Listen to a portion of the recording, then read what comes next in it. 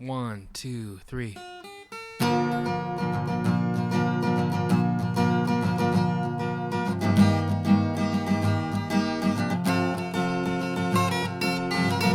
This is the Cider Ranch Podcast. I'm Ben. And I'm Mike. Okay, everybody. Welcome back to another episode of the Cider Ranch Podcast. I'm Mike. And I'm Ben. And Ben, we have a very special guest today, if you want to go ahead and introduce him. Yeah, he is a leading flat earth proponent, attended multiple conferences around the world, and right now has a documentary out right now on Netflix called Behind the Curve. We'd like to welcome Mark Sargent. How's it going? It's going well. Thank you guys very much for having me.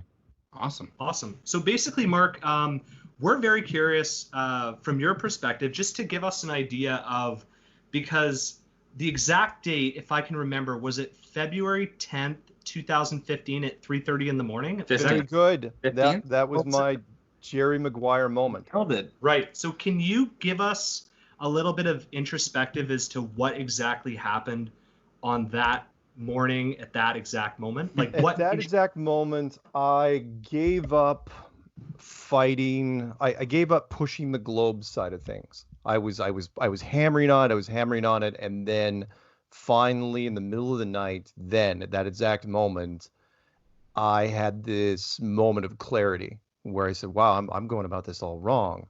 I need to go at it from the flat side of things and then put all the responsibility on the globe side.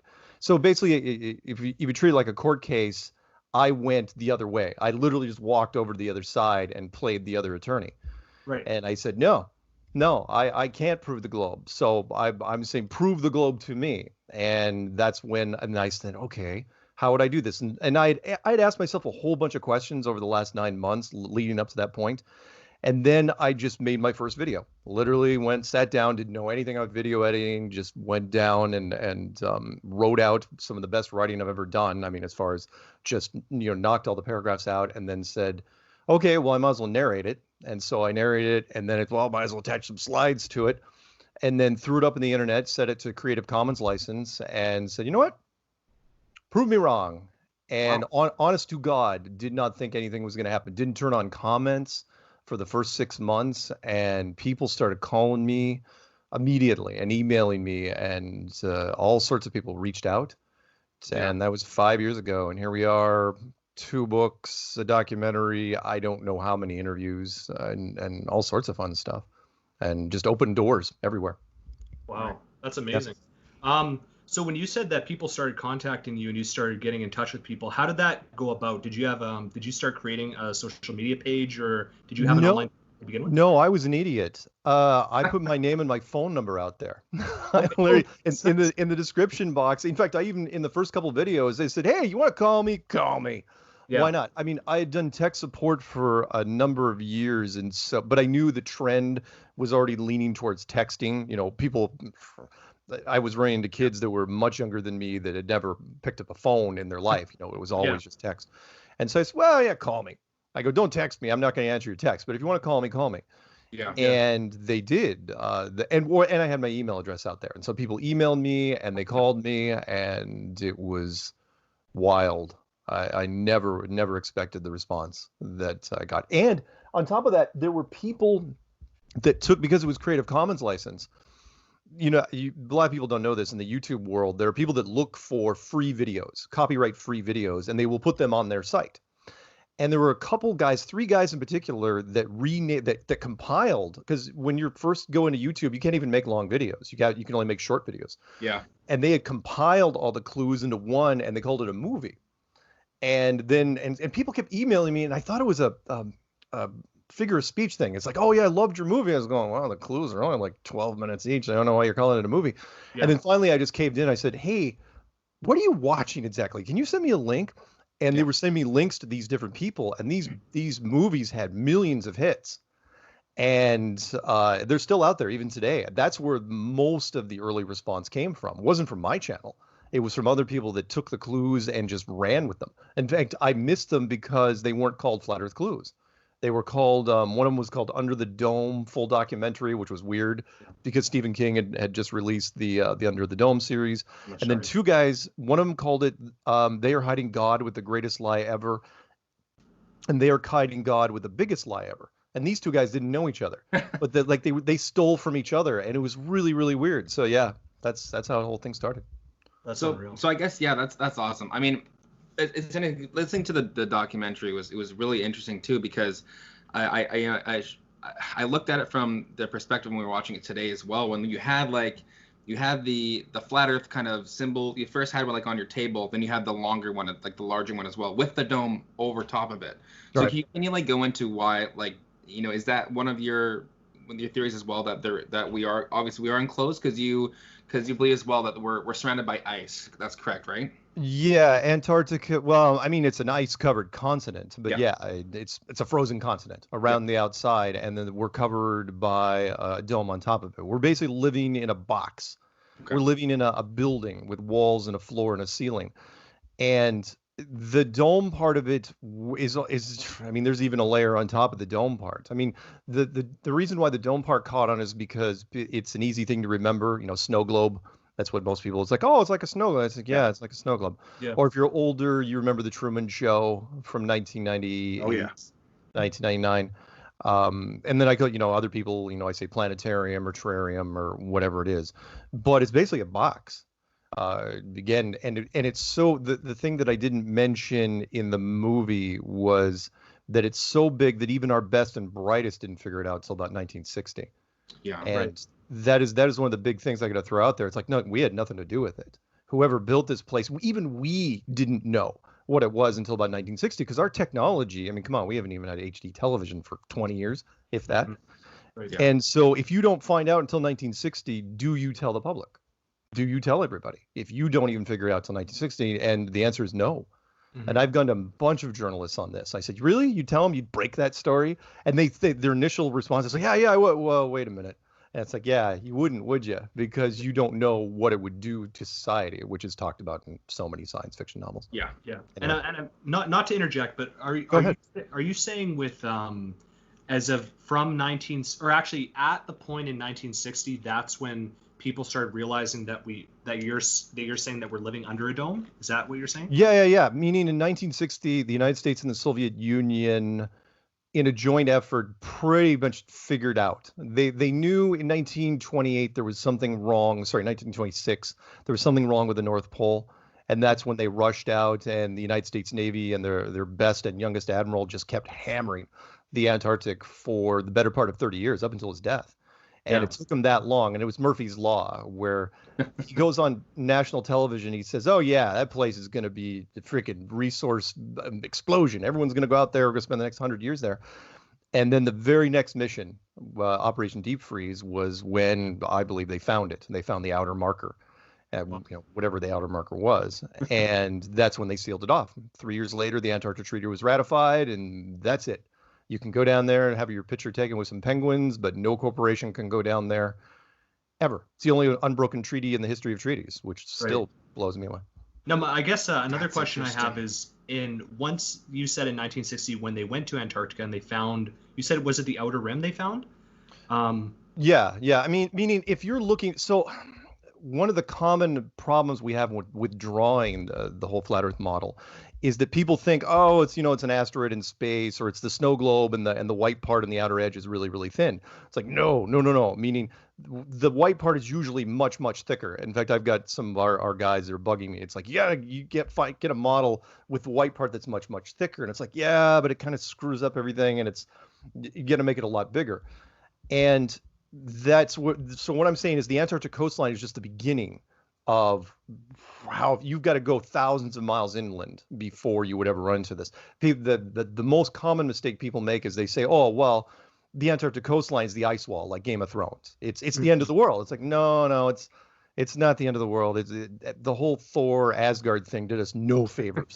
Yeah, there's no Night's Watch, is what you're saying. There's no cosmic waterfall. I mean, that's also a common question. It's like, how's all the water staying? It's like, oh God, are people still referring to those drawings from hundreds of years ago? Yeah. But no, the outer marker would be thousands of miles inland. Okay. Now, did somebody discover this? Like, do we have somebody that actually did find this? Oh stuff? God, no! You would never tell anybody about this. In fact, it was one of those things where people say, well, you got to show us a picture of the edge. And I was going, if I had a picture of the edge, I would be the most famous person ever. Right. Yeah. Or dead. One of the two. Right. Yeah. Because people will also say, well, why don't you hire a pilot and have him just break rank and just head off in the Antarctic? I was going, that's a great idea.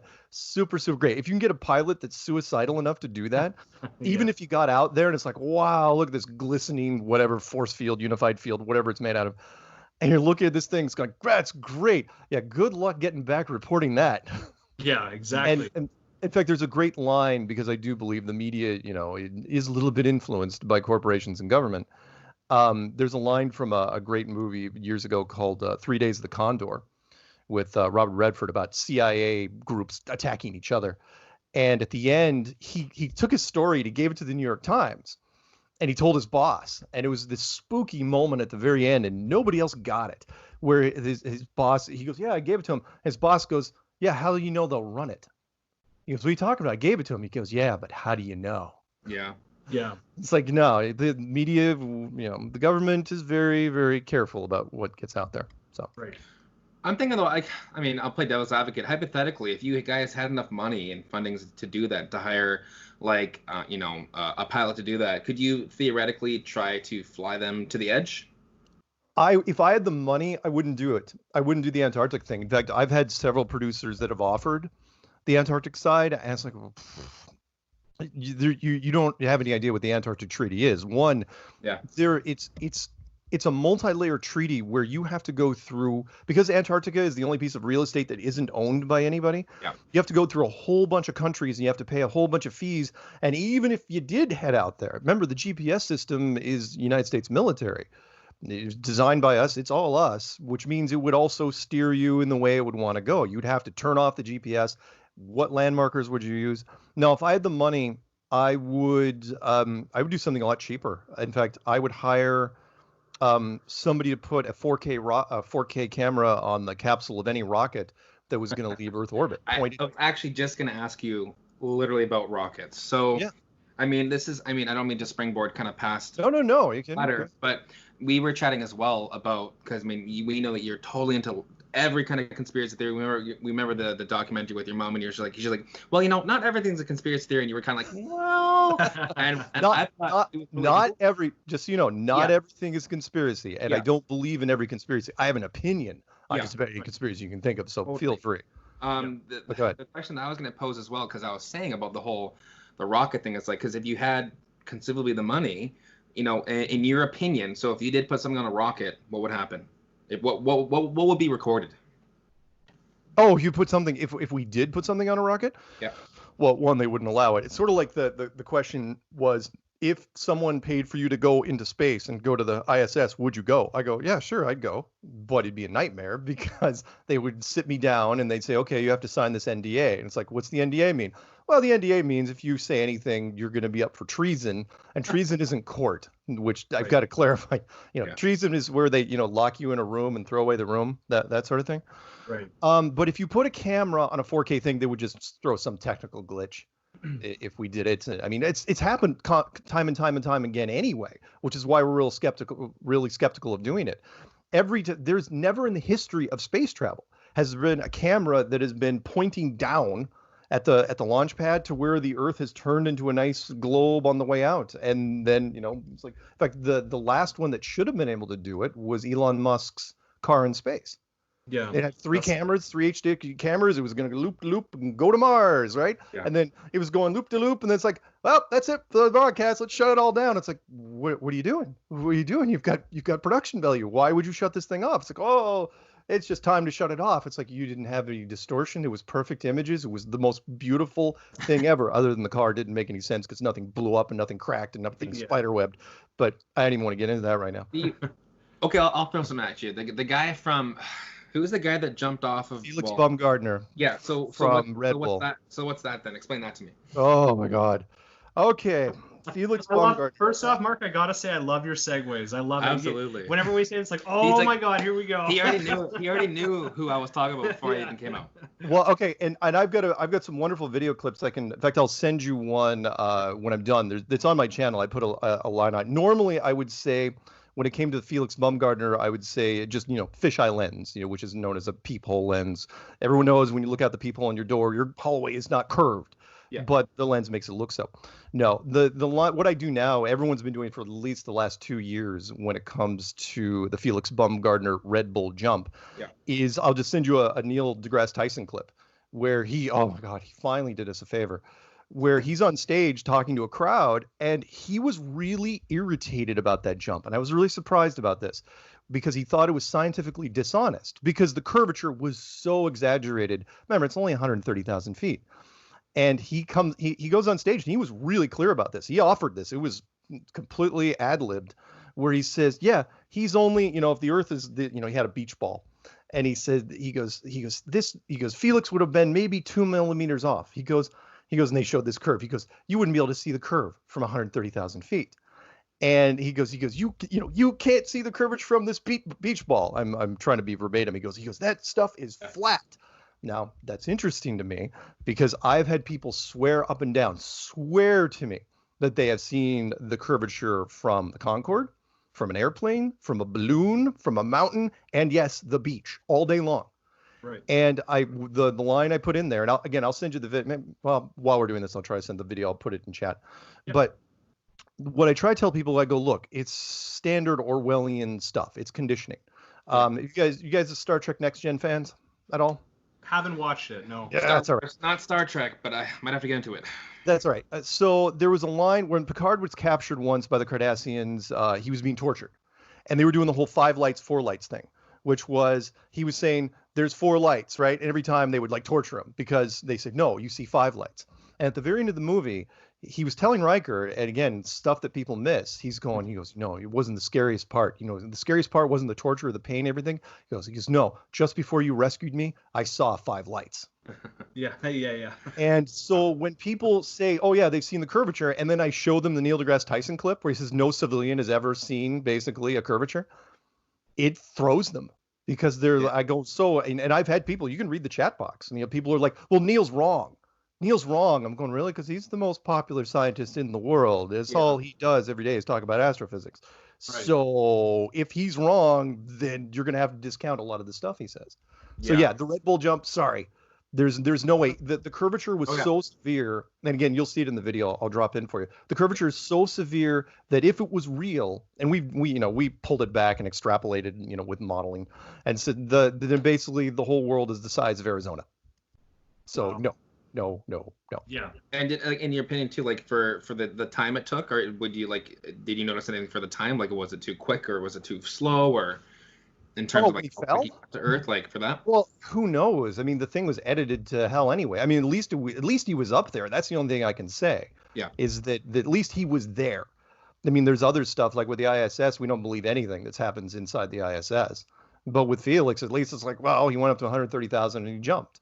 And we've got balloon. In fact, the other thing was we've got multiple things of balloon footage of at 120,000 feet, which show it absolutely flat. Yeah. So, right. And then that's what we used to show people. It's okay, Red Bull shows this, we show this. Someone is lying. And I don't think it's us because we didn't even send those balloons up. Those were other people's balloons, or we'll pit them against each other. So when because Felix, when he jumped, it's oh yeah, I saw the curvature, it was great. It's oh, really? Because Neil says you didn't. Yeah. So, what is it exactly? That kind of segueing back into Neil a little bit, but in the documentary, you guys called him "He Who Shall Not Be Named," the scientist. Now, I guess my question to you is, if there's a bunch of scientists obviously coming out and saying, "Look, flat Earth is completely wrong. It is not true. I don't know why these people believe in it." What is your retort to that? If they come in and they bring science into it and they say, look, these are the facts that they're looking at, how do you dispute that? When anyone comes back and they say, sorry, what? Oh, sorry, I was just going to say, I just find this really fascinating. Oh, no, it's okay. Just hearing other people's perspectives too. When somebody comes in, they say that we're wrong. We say, okay, prove it. Tell me how you would prove the globe. In fact, one of the easiest ways I throw it at people is I say, tell me how you can prove the globe without using NASA. And they say, well, what are you talking about? Well, you're not using NASA. I go, well, NASA didn't invent the globe. Yeah. It's not like NASA woke up one day in 1972, during the last Apollo mission, and said, well, that's it. There's the blue marble shot. Good night, everybody. Roll credits. That's not what they did. I mean, we were told it was a globe for at least, depending on who you talk to, we're going to say 500 years, going back to like Copernicus. So at least 500 years, at least 20, 25 generations. How did you know? In fact, here's another one I'll throw it at you real quick. George Orwell, 1984. He had a great quote in 1946 in a magazine, not a flat earther, but he was talking about how science can basically say anything they want and people just buy it. Because if you wear a lab coat and you say, well, this is how it is, it's like, well, he's smarter than us. So he said, he goes, you could ask anyone on the street how they know the world is a globe. And they'll say, their first reaction is always the same. They'll say, well, we know. It's a given. It's a no. It is known. Game of Thrones. and then you push them and you say, really? How do you know? Then they start getting upset because they don't. Remember, NASA wasn't even founded until 1958. So how did everybody in 1946 or 1957? How did everybody know the world was a globe? They didn't know. They were told. That's a big difference. We're told a lot of things by science. And in fact, Neil deGrasse Tyson, which I'll throw it at him again. He had the one of the most arrogant quotes next to pretty much anything Kanye ever says, which is, oh, come on, Kanye. But I have a lot of pair of his shoes, though. I'm a big Yeezy fan. He is. Do you have any? No. Kanye's quote, by the way, is, my biggest regret in life is that I can't see myself live. Wow. Wow. Because if you got a time machine, that's the first thing you would do. It's like, I'm going to go to my own concert. Yeah. No, Neil said that science is true whether or not you believe in it. I thought, wow.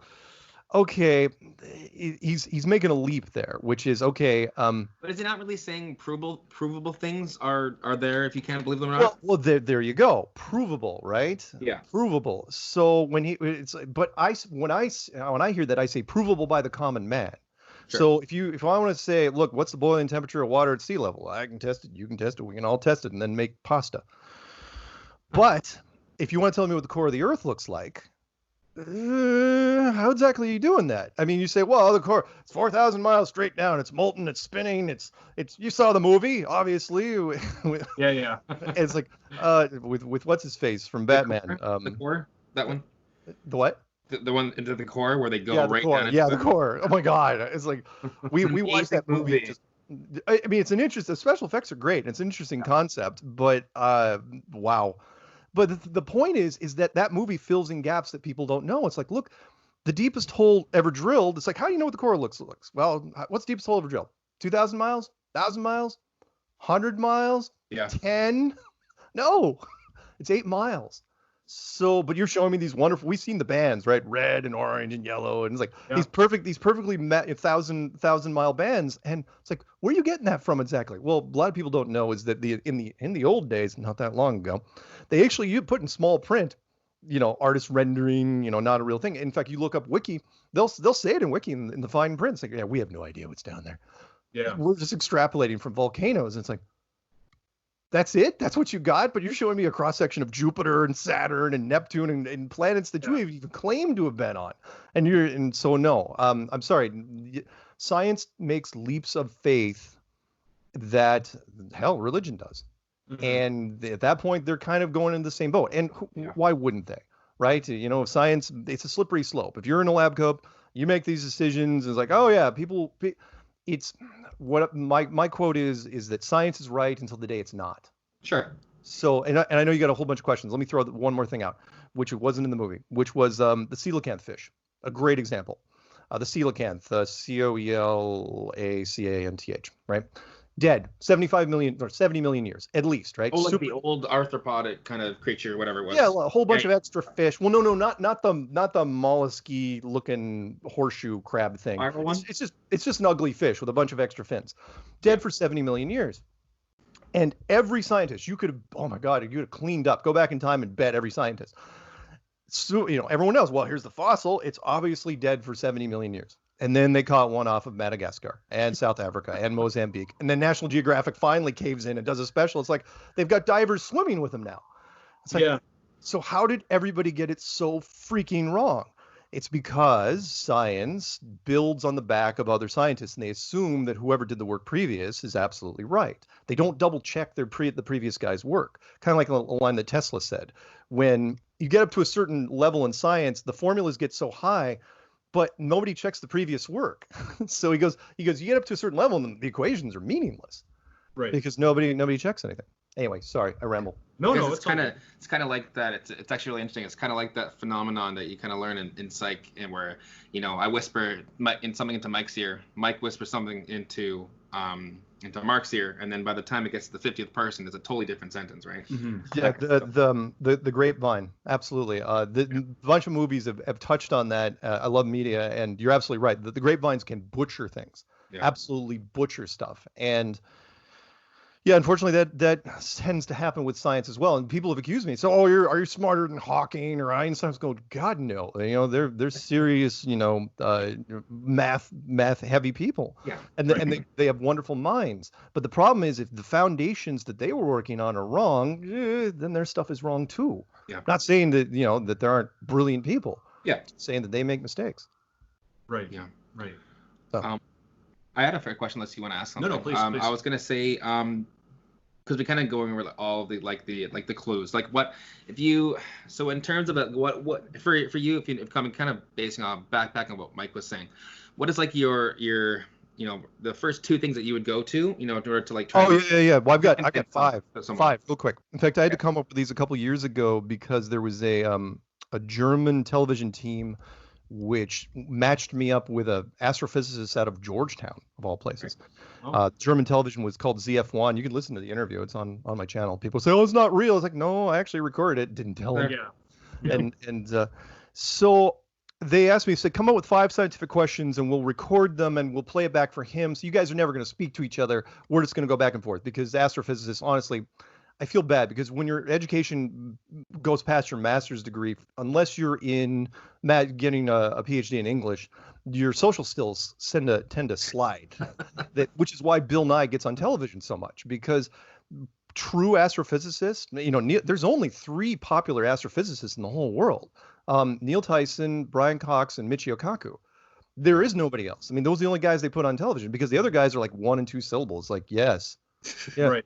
A black hole. You're absolutely correct. It's right. Wow. And sorry, once again, the one thing I did notice from the documentary too was the fact that a lot of you guys, I know, especially yourself, there was Nathan Thompson and Patricia Steer. Yeah. All 3 of you were very well-spoken individuals, and you commanded an audience very well. Well, thank you. And just by speaking with you now, we notice the same thing. You're very articulate. You're very well spoken.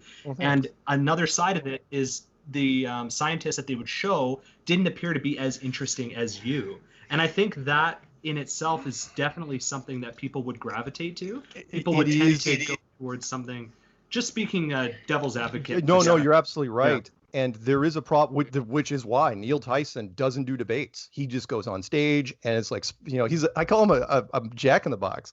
It's like wind up, space is amazing, and you put him back in the can and ship him off to the next city. Michio Kaku just gets mad most of the time, and Brian Cox is just that British indignant thing. Yeah. It's like, oh, it's obviously crazy. So, wow, I sound like Dracula just now. So Patricia, by the way, did radio. In her early career, and Nathan Thompson, his mind is absolutely the movie didn't even do it justice. I know it made him seem like he was a bit a little twitchy, right. Yeah, but his mind is way out there. Okay, so the 5 points real quick. So they came to me and said, okay, you're gonna do this back and forth thing. Give us 5 your best 5 stuff.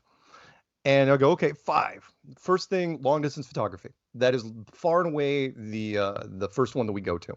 Which is, if the curvature of the Earth, I'm talking less than 500 miles, because I know after 500 miles you have to work in some fun geometry. But less than 500 miles, the curvature of the Earth is 8 inches per mile, which is 8 inches per mile squared. So at 10 miles, it's 10 times 10, which is 100 times 8, which is 800 inches.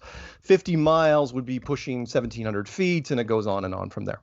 Because it's got to get steeper, because eventually it's going to go vertical if it's a sphere. Right. So people, and I didn't even do this in the clues. You can look, I never told anyone to run to the beach with cameras. Okay. So the side to side doesn't make any difference. It's the forward and back, because remember, the only two arguments you have if you're not going to lean on NASA is ships going over the horizon or sticks and shadows. Sticks and shadows just confuses most people. Honest to God, I have tried this with audiences. It doesn't matter. Both our side and their side, sticks and shadows just confuses people. Right. So we go with ships going over the horizon. And what that means is eventually a boat, whatever it is, there's going to be an object off in the distance which you can't see because it's going to be on the other side of the curve. It's going to be behind the curve. I'm not doing a movie reference. It's just that's what it is. So a boat, but and up until 15 years ago, I would have been absolutely with you. Or hell, 10 years ago, I would have been with you. The boat's gone. It's gone. And that's it, because the resolution on cameras. I mean, you could have had a $300,000 or $3,000 Sony blah blah blah on your shoulder. Zoom in. It's just going to be this distorted, awful thing. Sure. Nowadays, you can take a $500 Nikon P900, P1000, whatever. You zoom in, the boat that was gone is not gone anymore. See that ship. Yeah, you can now see the boat. Right. And then you zoom in again, and the boat's, and it just keeps going. It's like, well, eventually you've got a problem because the boat should be gone. Now, they can claim refraction all you want. In fact, I'll show you a wonderful video. I'll link it to you. The one that just destroyed them wasn't the boats. It was where are you guys? California? No, we're in Vancouver, Canada. Oh, okay, cool. Yeah. I didn't even ask that. I lived, by the way, up in Vancouver Island for a year. Oh, nice. Yeah, a couple of years ago. I didn't even know Victoria was a thing. Wow. Most American.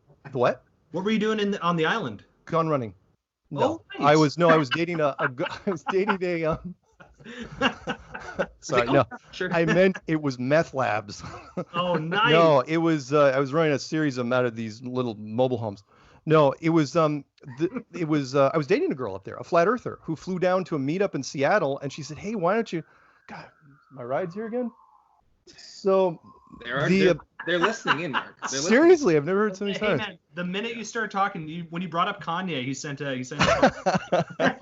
No. So, no, the girl came down. She said, "Hey, why don't you come up and you can make videos?" She worked for a video game company up there called Kixeye, which was a spin-off of the people that did Farmville. Okay. That big thing. So I lived there. I lived for a year up there. So I'm sorry. Go back. So there was some oil rigs. We love the anecdotes. It's yeah, okay. well, like we just like hearing about. Don't worry about it. So there's some oil rigs off of California, and some are right in front of each other, but they're offshore, miles offshore. Okay. And in fact, I'll make sure I'll be sure to send you this video here in the next little break in the action we get, which is you look at the oil rigs, right? Here's first one here at 6 miles or 7 miles, the next one at like 9 or 10, right behind it. And you can line them up and you can see them right next to each other, and you're going, wow, that's pretty great. Well, the problem, and the globalists are having just a devil of a time with it. Normally you would have the horizon cutting off the front of it, right? You wouldn't be able to see the entire oil rigs because there'd be some sort of curvature or refraction or atmospheric lensing or whatever. No, the problem is the horizon is way, way, way behind it. And you can see it behind both of these rigs, and you're going, and they don't know, well, there's refraction. I'm going, refraction can't put the horizon behind these objects. The whole point of refraction is that you will cut off part of the oil rigs. That's what the videos we keep getting sent. It's like, oh, look, the ship going, this sailboat. Look, it's being cut in half. No, it's getting mirrored. It's like looking over a bridge on a hot day. If you watch somebody walk off in the distance, or a cyclist, they'll stretch, and then finally they'll look like they're floating. Yeah. But this video just absolutely blew them away, and we can do that just about any clear morning in California. So where was I going with that? Oh yeah, long distance photography. So that was long distance photography. Okay, the next four are pretty quick. The second one is gravity versus the vacuum of space. Which is stronger, gravity or vacuum? And people say, well, you don't know. It's like, well, like when you take a straw and you suck a soda out of the bottom of a glass. Why didn't the soda stay in the glass? It's like, well, the vacuum force, you were stronger than that. It's like, okay, let's make a little thought experiment. Let's say there's a second floor of your house where you are right now. You turn it into a small vacuum chamber. And you have a valve above you. You pop the valve. What happens? Well, if you know anything about physics, it's not like the movies. It's instant. It's violent. It's amazingly quick, and you can look at look up videos online like vacuum versus steel rail car. I mean, it's the movies. I can't even watch the last a crab is getting sucked right into it kind of thing. Where it's I mean, people like we've done like submarines, pressurized accidents. It's horrifying. Yeah. When you like read the description, it's like it's so fast you don't even know you're dead. Yeah. You're just dead. You're sucked through things. Anyway, like watching the last 5 minutes of the movie Aliens, where Sigourney's climbing up the thing and everything's blowing out, and I was going, wow, she's really tough. It's like, no, she'd be dead instantly. Yeah. I mean, the alien be dead too, but so would everyone else. It's like, sure, her dead, everyone's dead, and then just an empty spaceship with an end. Right. Yeah, just floating away. So you're not going after Ridley Scott, just saying. But. Well, all movies do this. All movies have done this, and it's like, there's a hole in the side. We only got 2 minutes of air left. Get the duct tape. It's like, oh my God, you're killing me. You're saying duct tape doesn't fix everything. No, but the ISS has claimed that they actually have patched holes in the ISS with their finger until, in fact, one of the time they said they fixed it with some dried meatloaf. Really? You did not. Well, again, people don't know physics. We are not taught a lot of things. We're not taught physics or engineering or chemistry or biology. We just get through school, and at the end, we forgot everything that we even was brought up to us. So the point is, so you know what happens, right? You pop the valve above you, everything equalizes, right? Well, when you go outside, why didn't the atmosphere that's outside your room, why isn't that being sucked off into the vacuum of space? Mm-hmm. And your initial response, I actually had a guy come back at me and said, well, because there's so much more gravity. It's like, no, it's the same gravity. If the gravity, you couldn't even keep the air in your room, how is it being kept outside? Mm-hmm. And the answer is, well, because it's enclosed. You're in a pressurized system. You're in a box. And that's why. I mean, the line that I throw at science is, I go, where does our atmosphere end and space begin? Where is the bleeding edge of space? What mileage charted? In fact, not only what altitude is it at? What happens there? Is this just a couple particles just sitting around, just kind of floating? It's like, no, it would be just shredded. It would be absolutely shredded. Sorry, third one. I know you probably have responses, but let me get through these three. Third one. Oh, I forgot. Hang on. So let's have some gravity versus the vacuum of space. Oh, the eclipse shadow. Eclipse shadow, the moon is 2,000 miles wide, but the blackout zone is only 70 miles wide. And you say, and I go, why is it so small? Because, we say the moon is about that wide. And they say, well, no, it's convexing like a magnifying glass, only with shadow. And it's like, well, okay. But if that's the case, then shouldn't the sun, because when the Earth is in front of the sun, and the Earth is about 8,000 miles wide, shouldn't that cast a blackout zone like 4 times larger, 250 miles on the moon? We never see this. The moon should turn into an eyeball, but it doesn't. We always just see these massive shadows, or a blood moon, where it's just absolutely blood, and there's this huge curvature that goes over. It's like, that's why is it the opposite? What's good for the goose should be good for the gander, that sort of thing. Fourth one is the moon temperature. I didn't even know this was real until maybe 3 months before the documentary. They never did talk about it, which is the moon temperature is cold. And I had a guy tell me this, and I said, the first response is like, what do you mean? Like it's cold at night? Like, no, man, the moon is generating a cold laser light. I go, how'd you even know this? And he goes, you take a point and click infrared thermometer one night when the moon's out. Point it at somewhere on the ground where the moonlight is, and then point it where the moonlight isn't. And what we found, again, this is a $20 test you can do, or whatever it is in Canada. And you point and click on this, and it's up to 13 degrees. I'm not going to convert it to Celsius for you because I'm American. Yeah. 13. It's up to 13 degrees Fahrenheit warmer in the shade than it is in the moonlight. Well, that's really tough, because that's the opposite of what sunlight does. Remember, it's 90 degrees in the sun, it's 80 degrees in the shade. Well, if it's 50 degrees in the moonlight, it's 60 degrees in the moon shade.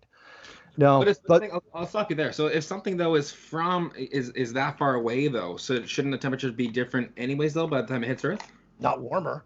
Remember why we say the moon is doing what it's doing. The moon is supposedly reflecting the sun's light. That's what we've been told our entire lives, and that is the moon is reflecting some of the sun's radiation. At the very least, it should be neutral. It should never go negative. In fact, I had to learn new technology just to figure this out, which was apparently we have this in universities. We've had this for years. In fact, they've now converted to little cosmic guns you can use on yourself. Cold laser light is a real thing. You can act not like Mr. Freeze Ray, Batman type stuff, but you can actually cool things down with laser light. You just change the frequency.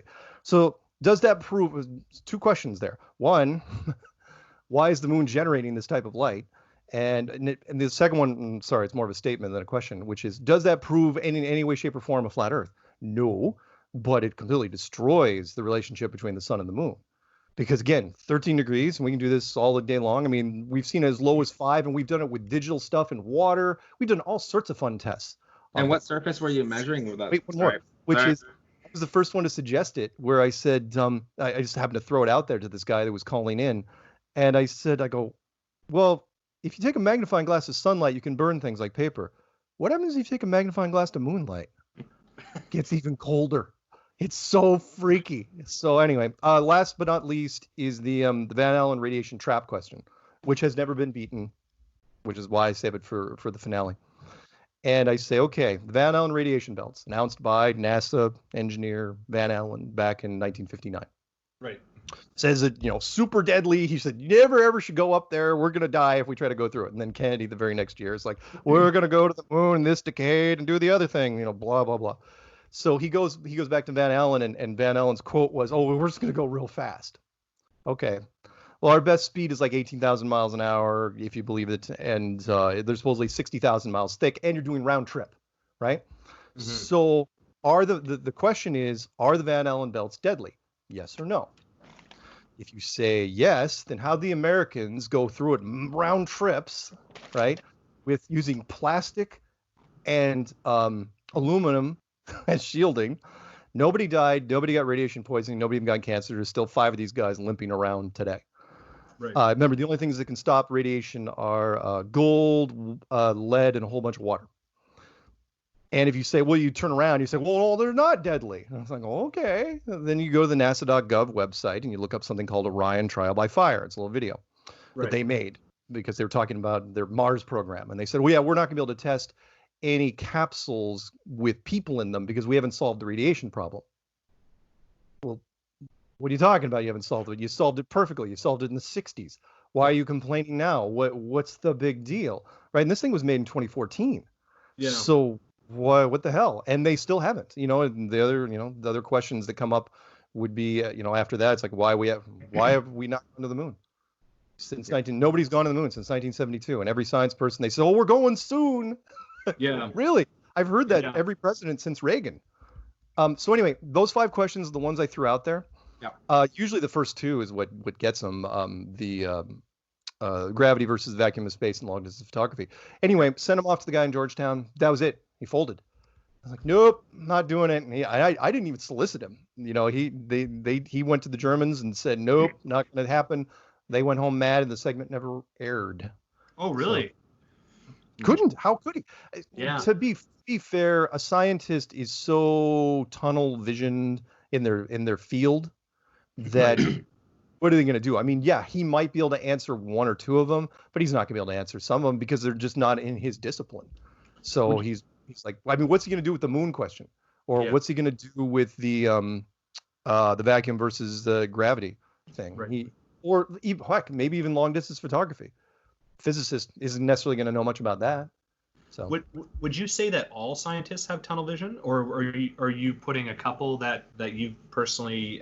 No. I've talked to enough of them. They've all. When you get to your specialized field, that's what you do. I mean, there's guys out there. I mean, I met guys that all their entire lives now are going to be dedicated to trying to solve dark matter, which is a theory, and they're going to spend their entire lives and millions of dollars of grant money trying to decipher dark matter. It's like, yeah, but you just came up with a term because you don't know what else is out there. Right. And, other things. But yes, very tunnel visioned, which is all. And when you get to that PhD level, no offense if you guys have PhDs, but when you get to that high level, you're so indoctrinated at that point that you're never gonna. The reason why we have such a hard time getting debates is because they just won't take it seriously. They say, well, it's beneath us. I don't even. Why would you even ask? I disagree with. I don't think that anyone should ever say that, regardless of what you believe, right? It's we can say this with a lot of things. I'm doing a rant this week on discrimination, and once you're in far enough, you tend to you hold fast. I mean, even I'm guilty of it sometimes. Yeah, we all are. Flat earthers are the most open people you ever want to meet, but when you've been in flat earth long enough, you've heard the questions long enough. But we still, I to this day, like, I look for emails come in. It's like, oh, please show me something I haven't seen before.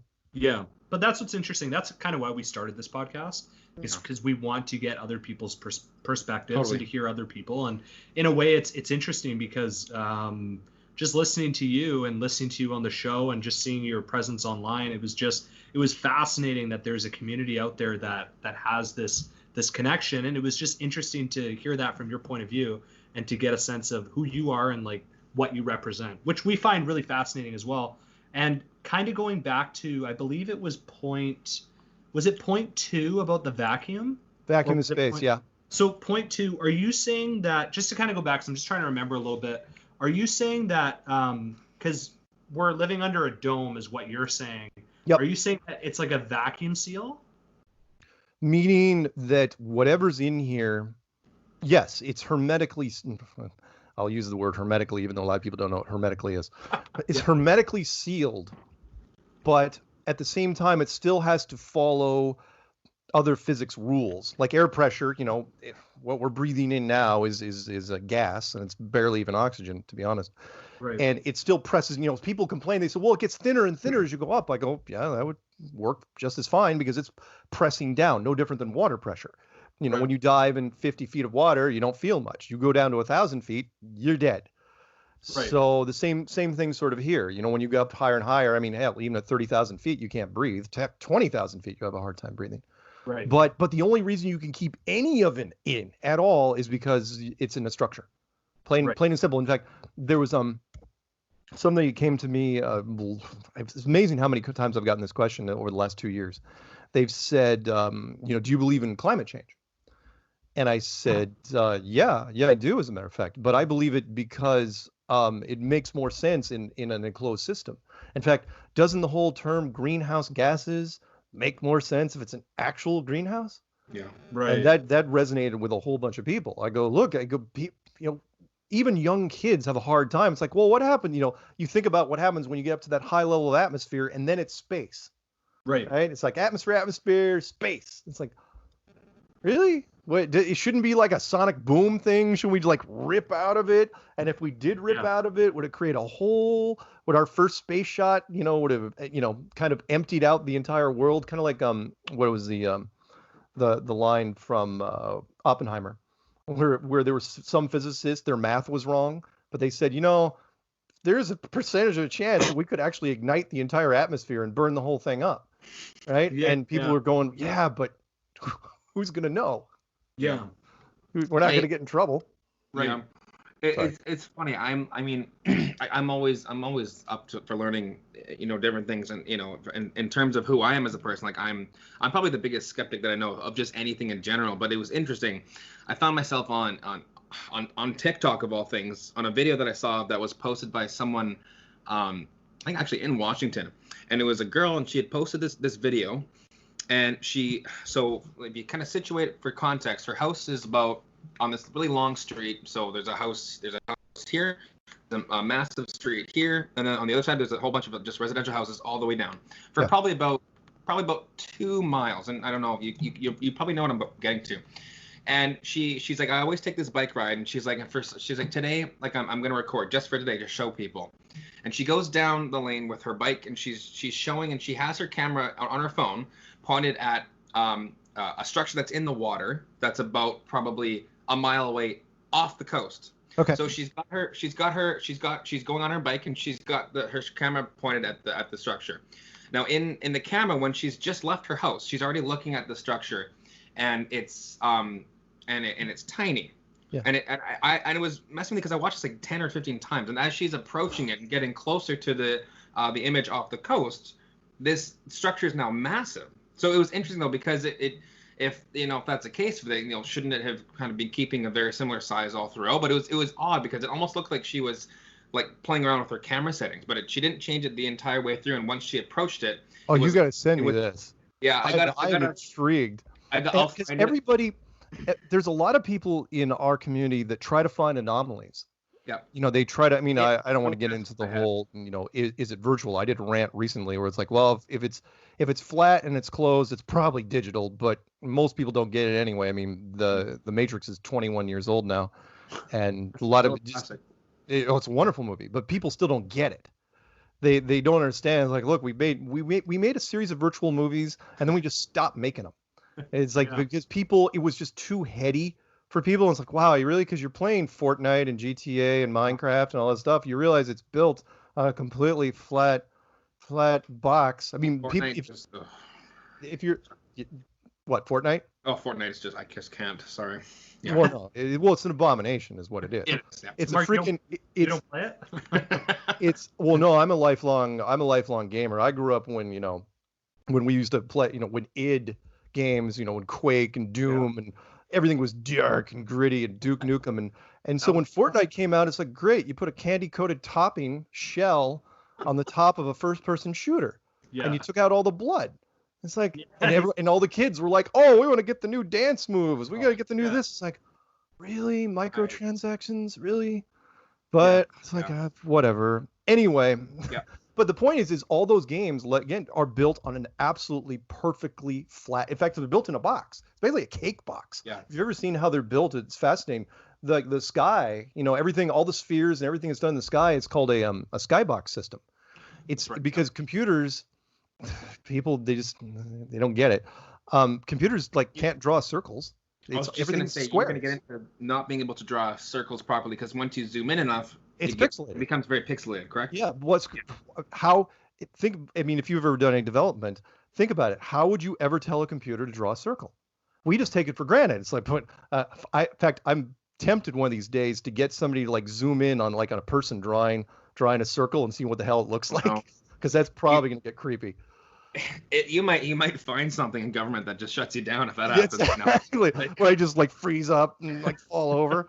Yeah, it would be awful. But anyway, the point is there's a lot of things. I did a rant recently where I was talking about the double slit experiment, the lesser known neuroscience versus free will. Have you ever heard that one?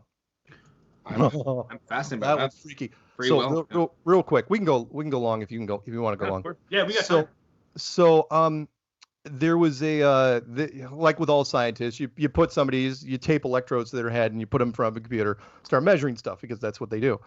And they were saying, okay, pick numbers, hit your numbers, but just before you pick the number, note the time in seconds and tenths of seconds before you pick the number. So as soon as you decide to pick the number 5, note that, right? Here's where it gets weird, right? So you think of a number, right? And you're just like, you think of a number 6, right? You thought of it just then. You just conjured it out of thin air. No, you didn't. The computers could actually see the thought process ramping up 8 seconds before you actually picked it. And it's like, what? And they can do this all day long. And this science. This was one of those experiments they kind of put under, in a filing cabinet as fast as they could, because science hates the idea of predestination. Which is, that's why they call it neuroscience versus free will, which is, okay, did you pick the number 6 or did you already pick it before you even were born type of deal? And it's goes into the whole, the line that the Oracle told Neo, which again, most people missed, which was, he was, I can't make that choice, the Trinity choice. And she goes, you didn't come here to make the choice. You already made it. Yeah. You're here to understand why you made it. Right. And they just went straight over the head of almost everybody. It's like, yeah, because he's not, he's done this. They were giving clues to this the entire movie, where it's like, oh, this is the 6th iteration, this is the 7th iteration, of the anomaly, which means he had gone through it before. It wasn't just the architect's point of view; it was also his point of view. And the Oracle. Anyway, sorry, No, it's all good, man. Where were we? I don't even remember. I mentioned a thing on. I was going to try to find that TikTok and send it to you, but the one thing was. Please do send me that. Yeah. And by the way, since we're in here, so I've got new playlists that I've made in the last couple of weeks. One of them's called Experiments, Flat Earth Tests, Experiments, and Observations. In fact, I will send you the link to the actual playlist, and that covers a lot of stuff that we've been doing over the last couple of years, stuff that wasn't in the documentary. Mm-hmm. The documentary, by the way, and you can say whatever you want about it, but you got to remember that one, it wasn't my production. It was the director that you never saw. You may have saw just a glimpse of him. You wouldn't know it because he probably looked like a cameraman. He hated Flat Earth by the time we were done with that thing. Oh my God, he hated it so much. But not for the reason you might think. He hated it because if you remember towards the end of the movie where that 12-year-old kid was asking me a question when I was at the conference, that's what happened. He's going, Right. Okay. But was that edited? Because when he asked the question, he said, and then you immediately said, "How old are you?" Like, what was the question that he asked you? Because I feel like it was edited out. I didn't hear a question. Oh, right. Well, the whole thing was edited to death. Yes. I mean, even the stupid green button thing, where did I or didn't I not push the green button? Right. Oh God. In fact, they asked me if they could use that gag in the film. Nice. And the reason is because when you're filming stuff, you wait till the characters leave frame, right? And you keep zooming in, and they happen to zoom in on this button. And then the editor thought, hey, wouldn't it be great if we just edited out the part where Mark was beating on the button and realized it wasn't working, and then finally thought, well, maybe they have touch screen, which wasn't even an HD monitor. Like the place was like an old fairground. Yeah. But it was a clever gag because Mark missed something obvious. Yeah. Like, what? No. Do you like the way that you were portrayed in the movie or not the movie but the documentary and like how the Flat Earth community was portrayed?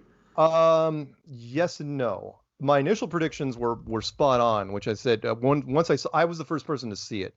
I saw it in a hotel room with the producers and the director and guys, and Patricia was there. We saw it in a just before it premiered at the Toronto Film Festival.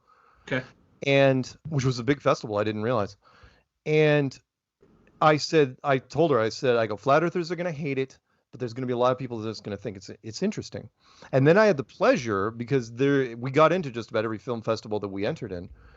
I had the pleasure of going to different film festivals and watching it with the audience, not telling them I was in there, wear a hat, look around. And now some people did recognize me though. And what I noticed was that it was because they went back and forth from flat earther to scientist, flat earther to psychiatrist, flat earther to whatever.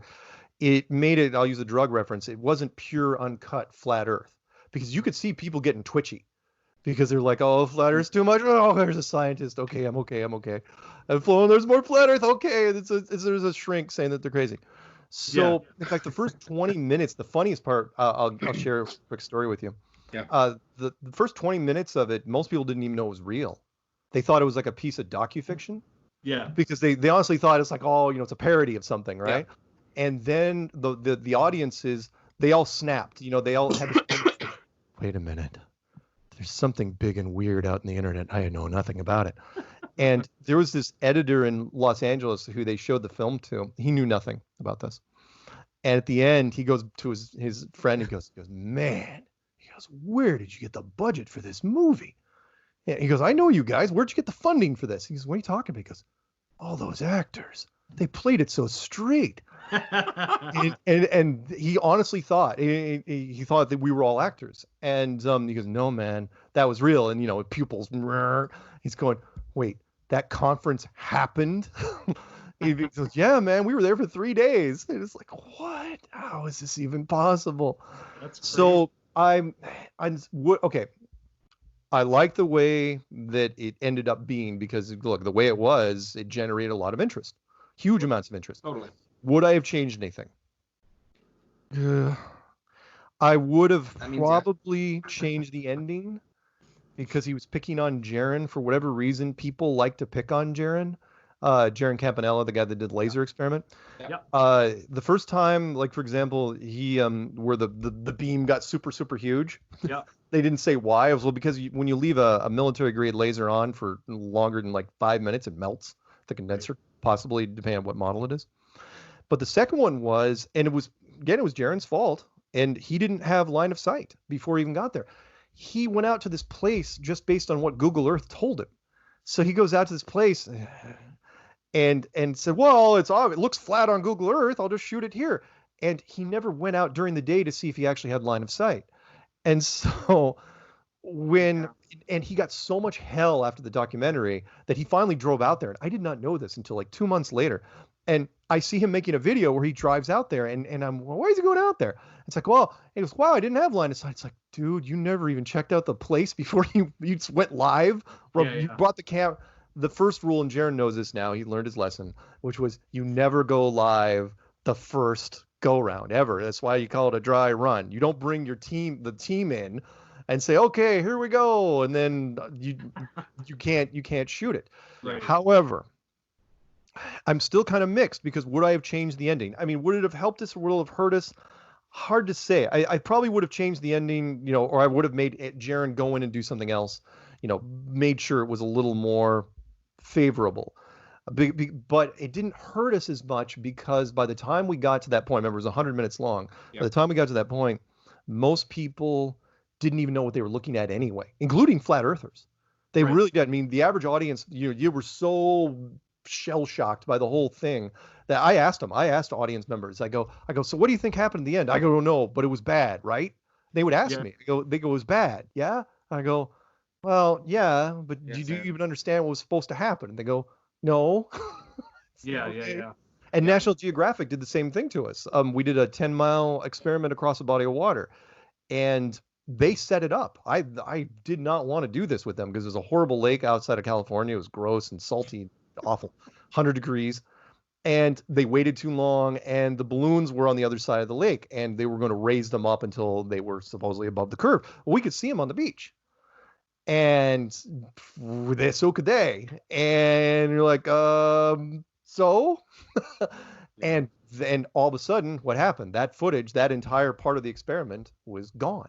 Now, we recorded the whole thing. We were, we had guys who were streaming it live for hours, the entire, and we told people, it's like, oh yeah, they're never going to air this. And they never did. Yeah. Another quick thing, the director, one of the things that really stuck out to me was when we were at the Kennedy Space Center, there was it wasn't the blue marble shot. It was the first iPhone shot. You guys could look it up. It's the one from like 2004 or 5, done by Robert Simmons, I believe.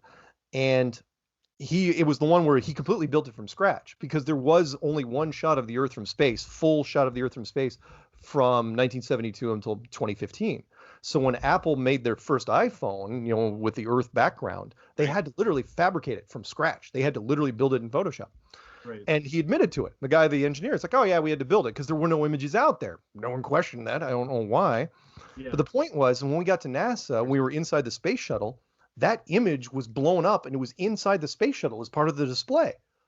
And I'm looking, I'm showing the director, I'm going, you realize that's like, one, it was built for Apple. Yeah, sure, it was by a NASA engineer, but pretty sure it's Apple property. And second, you can see the cloning tool using the southern hemisphere, because for whatever reason he must have finished it on a Friday, had to go get wings and happy hour. Yeah. It's like, oh, just clone the rest and throw it out there. Yeah, we showed him this, he filmed it. It's like, oh, look, here's a perfect example. Gone, cutting room floor. So I was like, all right. But again, 7 months, whittle it down to 100 minutes. What did you expect? It seems like it's a lot of information to kind of whittle down. Especially, I'm sure there's a lot more information you wish you could have been more privy to. What I felt bad was when, again, it was initially supposed to be a human interest piece. That's what they said, and I absolutely believed in it. It was. He absolutely was. In fact, I did not know why they edited it the way they did until I listened to, I heard rumors that the iTunes version had a director's commentary. It's like, oh, wow, I might want to listen to this, even though, those guys pretty dry, the editor and the director's really dry. Yeah. One of the producers, Caroline, she's actually not bad. And they were talking, and pretty much it was boring. It's like, oh yes, well, we like to shoot this. And oh yeah, this was a fun thing. And Chris Pontius, that was fun to watch. And then they got to the part where the kid walked up, to the microphone. And all of a sudden, all three of them were like, and this is when we had our turning moment and we had to take a stand, one way or the other. And it's like, what? It's like I had to turn this thing up. Yeah. And it was because we're worried about, what's the term? Contaminating the future.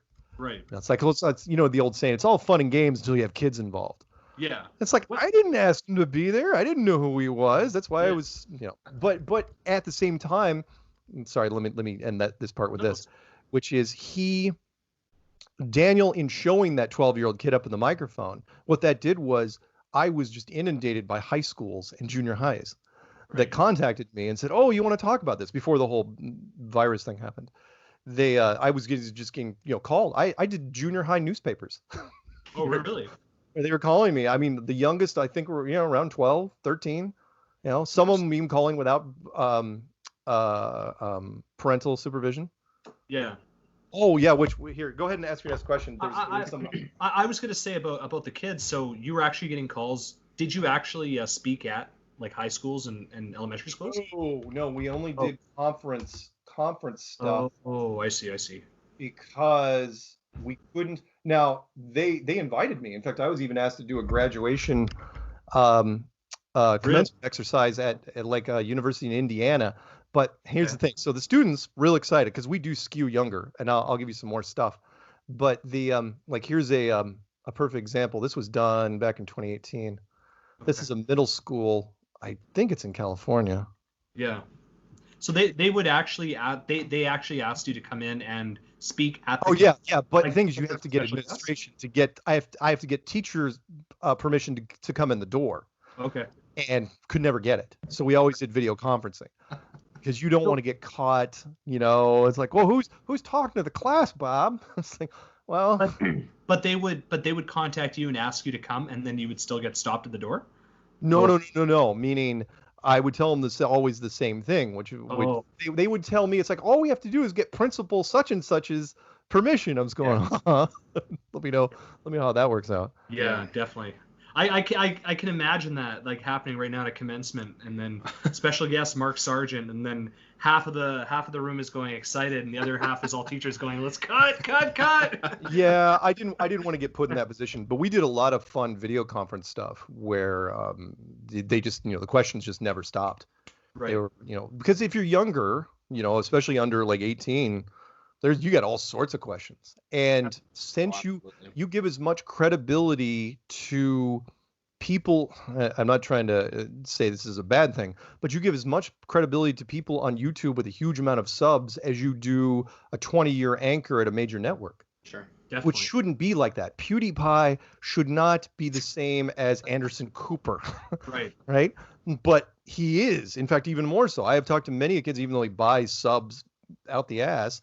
He said, there are many people I've talked to kids that say, oh yeah, he's totally legit. He's absolutely great. It's like, that's really, really awesome. Do you think he buys subs though? Because I know for a while there they were having that 100 million challenge with him in T-Series. Oh God, those two were just buying. Okay, here, buying subs? Let me tell you the secret of YouTube. Okay, if you've got like 80,000, right? Almost 80,000. Right? Yeah, but I don't really care about the subs. I mean, that's fine, but honestly,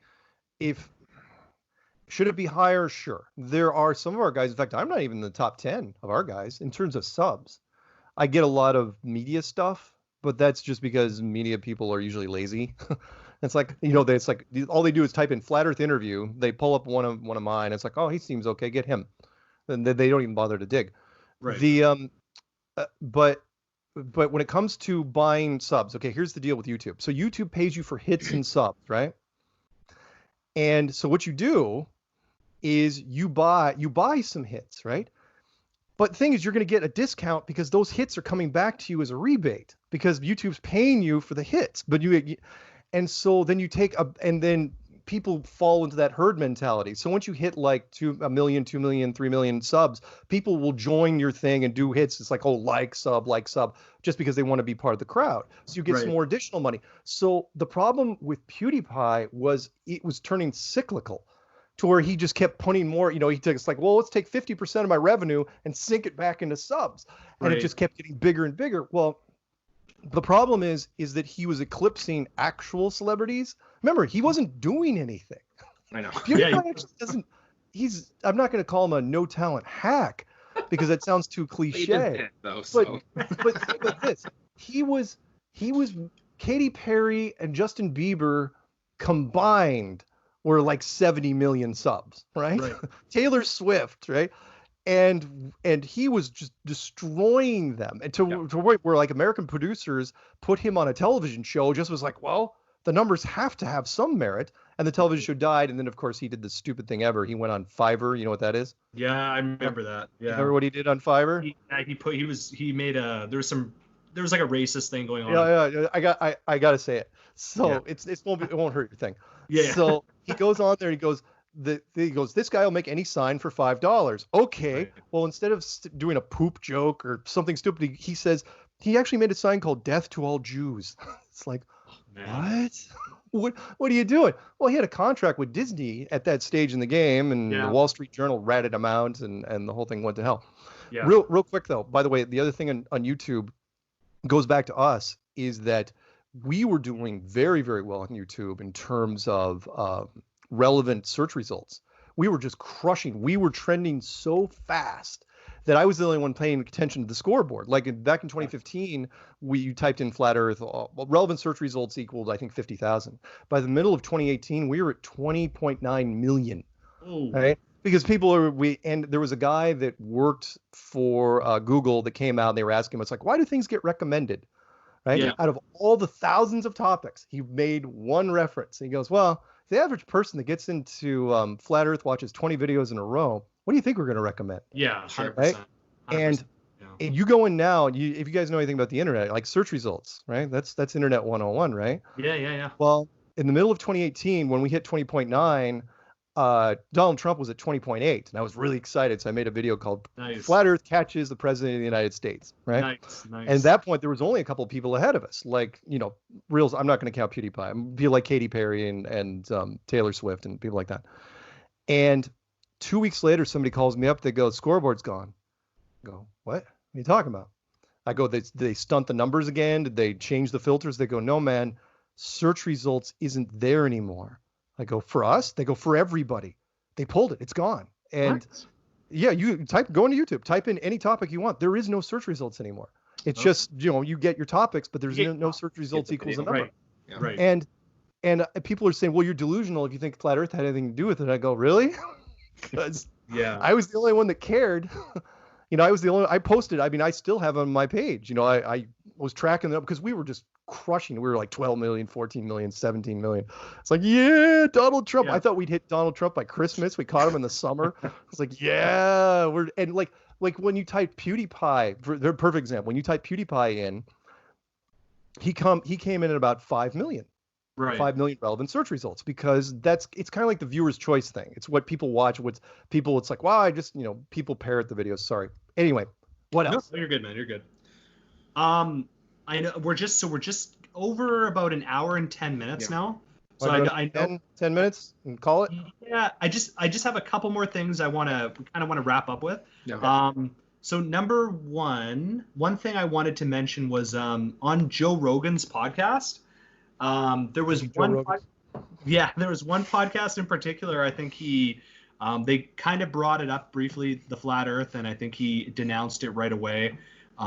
He always seems to have a guest on named Eddie Bravo. Yep. Who is I believe he is a flat earther. Am I correct, or am I wrong? Absolutely is a flat earther, and one of Joe's best friends. Yeah, so I find that interesting because he's got people on that completely denounce it, and yet he's got friends that believe in it. So it is interesting to see those two. I will tell you really quick the Joe Rogan story. Joe Rogan is in a weird position, and it's no coincidence, by the way, that he just landed that 9-figure contract. Oh my God. Spotify. So he's one of the biggest podcasts in the world, right? Yeah. People forget that he was a conspiracy guy, big conspiracy guy, and he specialized in NASA bashing. Way before there was flat Earth, he went after the moon landings. Moon landings have been criticized, even in our country, basically since they happened. It's like, man, nothing makes sense up there. There's all these weird things. In fact, I'll even throw a photograph at you real quick. But he goes on, and he has said many times, and something about debates comes down to conviction. And Joe Rogan had a lot of conviction, and he went up against scientists, and he was winning, and he was inspiring people. And then all of a sudden, he disappears for a year. Didn't do anything. And when he comes back, he's got a brand new show on Sci-Fi Channel called Joe Rogan Questions Everything. And in the very first episode, he recanted everything he ever said about NASA. Literally, it was like a public apology. It's like, and ever since then, he has never believed in any conspiracy. Well, then we come along, and we're just ripping it up.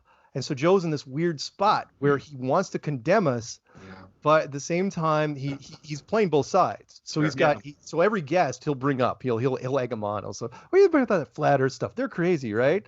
You know, he'll bring on Neil deGrasse Tyson, he'll bring on Elon Musk, he'll bring on astronauts. It's like, what do you think of that flat Earth stuff? And then every once in a while he'll bring Eddie Bravo on, and Eddie will freaking hi, and just start flying with it. He loves it. Eddie's a big conspiracy theory. I'm sure you guys have had conversations. I haven't personally, but there's been like a whole bunch of our guys that have talked to Eddie. Yeah. In fact, the last we were one of our guys, David Weiss from DITRH, he went on Alex Jones' show, and it was Alex Jones, one of our guys, and Eddie Bravo, high as a kite, sitting next to Alex Jones to keep him in line. It was a brilliant interview. Alex Jones. What do you think of Alex Jones? In a nutshell, how about that? In a nutshell, look, he's got a good act, and I mean, he's not taken very seriously in the conspiracy world because he's just so far over the top. Plus, when it came out in the during his divorce trial a couple of years ago, when it came out where he just went out to the judge and says, "Look, that whole rah rah rah rah rah," when he basically said that was an act, and everyone kind of knew that anyway. I mean, that was his persona.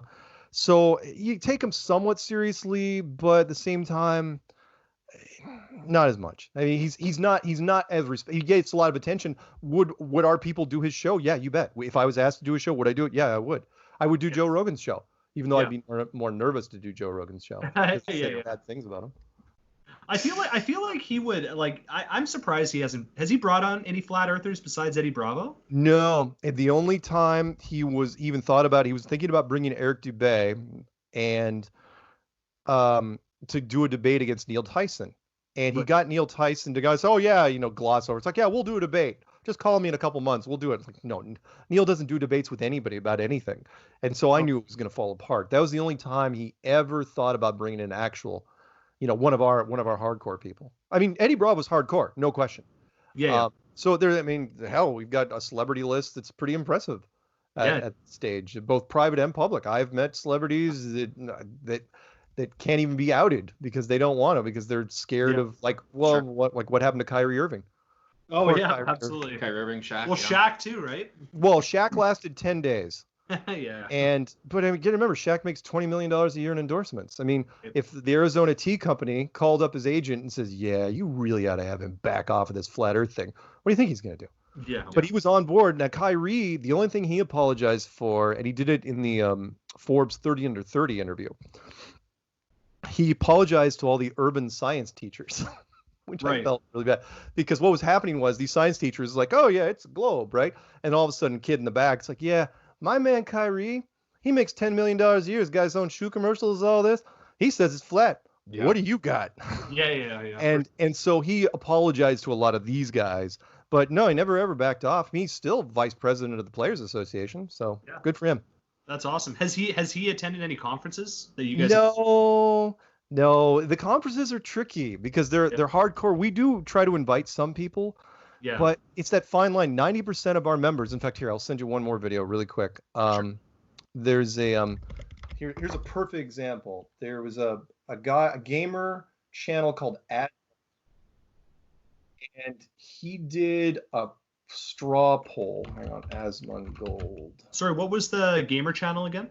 I'll show it to you. Okay. It's this one right here. He did he's one of those guys like plays Warcraft and does stuff while he's playing Warcraft. And he did somebody in the chat says, "Oh yeah, the Earth is flat." I go, "Oh, really? Okay, fine. Let's do it. Is the Earth flat actually?" And he was cranking out at least on 120, 130 votes a second, right? At no point was Flat Earth losing. And he was really pissed off. In fact, I think we won 53-47. And by the time the thing was stabilized.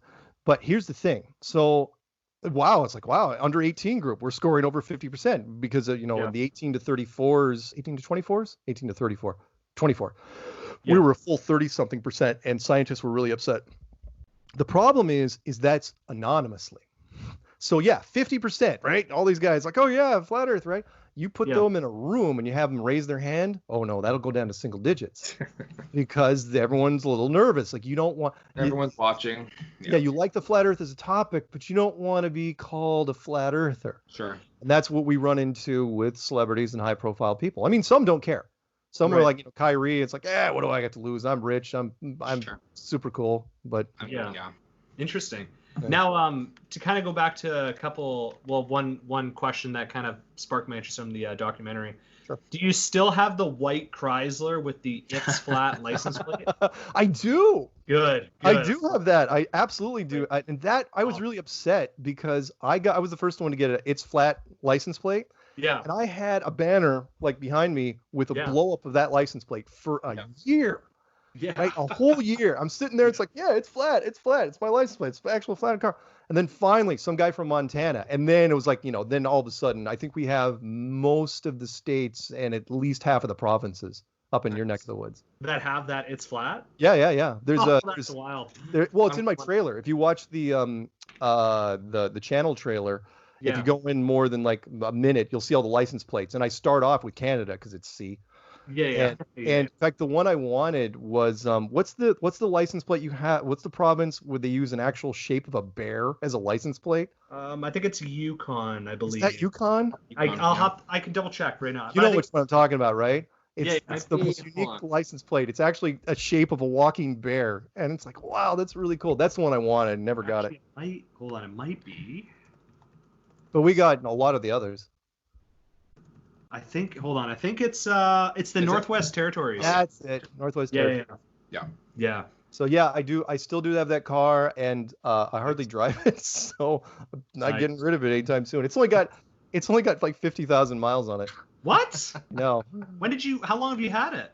15 years. And how the heck do you only have 50,000 miles on it? Because I was lucky when I was doing my thing in Colorado, I didn't have to commute. Really, there were people like commuting to Denver like 30-something miles each way, and I was always working in Boulder and living in Boulder. So my commute, even the long ones, maybe were 6 miles. Yeah. And so I didn't have to. And in fact, sometimes it was close. In fact, there was one office that I would walk to work twice a week. Right. And so it's like I just never. I don't know. I wasn't really a car guy. So I nothing really. It's like, I would like car guys. They'll be like, oh, I really itching to get something new. And I'm like, nope. Yeah. But as long as you have that license plate, it doesn't matter what you drive. Doesn't matter. Absolutely. I will transfer it. Sweet. Okay. And then Mark, the last thing we're going to end on today is what we've been doing in our last podcast is we do a Would You Rather. Oh yeah. Okay. So it's usually just a fun one, but for you, we've kind of made it a little interesting because we thought, hey, you're a flat earther. Let's make this interesting. Let's see what you're going to say. Okay. So to end this off, Mark, I'll give you a would you rather. So, Mark, would you rather denounce flat Earth completely and from this point on believe that the Earth is round and then the coronavirus is instantly cured around the world? Or would you rather continue to believe in flat Earth and instantly receive $100 million in your bank account for you to use?